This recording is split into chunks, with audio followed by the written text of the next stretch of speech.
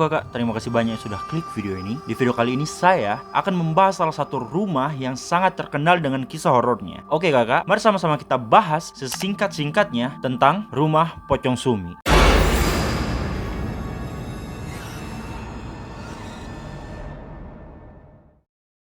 Oke kakak, langsung aja ya. Jadi, rumah yang terletak di kawasan Kota Gede, Bantul, Kota Yogyakarta ini berdiri pada tahun 1935.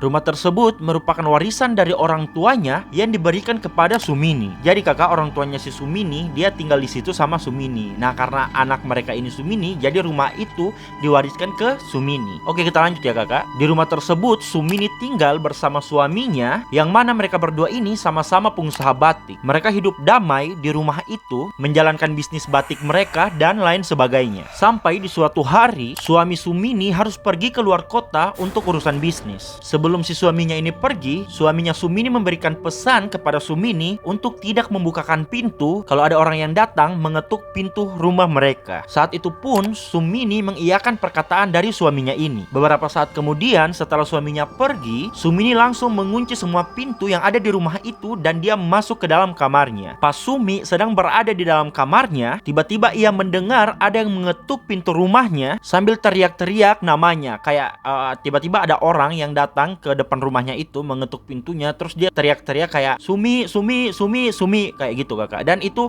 dari nada suaranya itu seorang laki-laki, dan tidak hanya satu orang laki-laki, itu kayak ada 3 orang gitu, 3 orang laki-laki. Saat itu Sumi langsung berlari ke arah pintu, tapi si Sumi ini tidak langsung membuka pintu tersebut. Sampai di depan pintu itu, Sumi bertanya ke orang yang mengetuk pintu dari luar, "Siapa? Ada perlu apa? Ada perlu apa kalian semua kesini?" Sumi bertanya seperti itu. Dan laki-laki tersebut dengan nada panik berteriak dari belakang pintu, bilang kalau suaminya Sumi ini kecelakaan. Mendengar hal tersebut kakak, Sumi ini langsung panik. Dia langsung membuka pintu rumahnya. Mungkin karena udah panik juga kali ya. Jadi ini si Sumi ini dia lupa tentang pesan suaminya yang tadi. Kalau kata suaminya, jangan pernah membuka pintu, siapapun itu yang datang jangan pernah membuka pintu.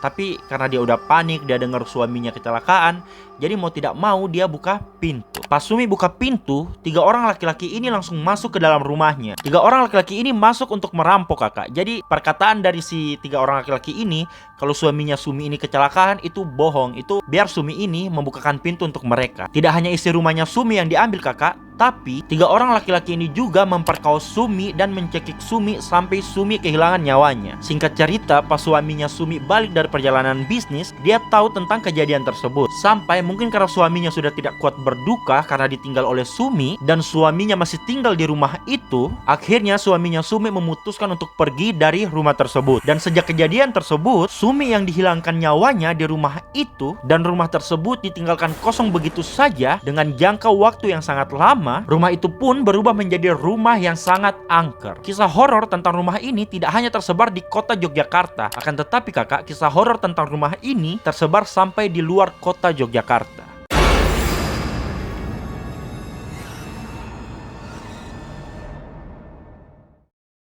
Oke kakak, untuk kisah horor yang beredar di masyarakat tentang rumah ini datang dari beberapa orang yang memberikan kesaksian kalau mereka ini pernah melihat penampakan di rumah tersebut. Banyak warga yang pernah melihat kalau di rumah itu ada penampakan pocong, dan para warga ini mikir kalau pocong tersebut adalah sosok Sumi yang masih bergentayangan. Tidak hanya pocong Sumi kakak, ternyata rumah tersebut dihuni oleh banyak makhluk halus setelah rumah itu dibiarkan kosong dalam waktu yang sangat lama. Ada orang yang bersaksi waktu ia mampir di rumah tersebut, orang ini pernah melihat sosok kuntilanak di dalam rumah itu kakak. Tidak hanya sosok kuntilanak, ada juga sosok gundurwo yang sangat menyeramkan, yang kadang menampakkan dirinya di halaman sekitar rumah atau di dalam rumah itu kakak. Berdasarkan sumber yang saya baca ya kakak, ada kesaksian dari beberapa orang, dan beberapa orang tersebut memberikan kesaksian yang sama kalau pocong Sumi sering menampakkan dirinya di teras rumah itu untuk memberitahu tentang keberadaan dirinya. Oh iya kakak, kalau kalian datang ke rumah itu, mending kalian jaga sikap, jaga mulut, jaga hati, pokoknya jaga semuanya.